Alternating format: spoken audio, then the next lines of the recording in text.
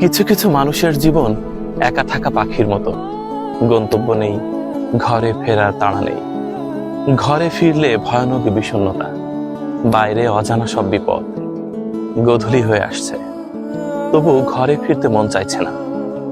আমার পেছনে যে পাখিটি দেখছেন, এরকম অসংখ্য মানুষের জীবন একা থাকা পাখির মতো। মনে পড়ছে হুমায়ুন আহমেদ স্যারের লেখা সেই বিখ্যাত উপন্যাসের কথা, পাখি আমার একলা পাখি।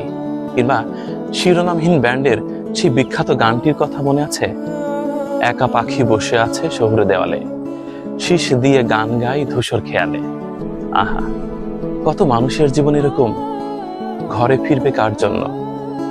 দরজার ওপাশ থেকে অপেক্ষা করার মানুষটি নেই। এ কারণেই বিখ্যাত সেই কবিতাও রচিত হয়েছিল।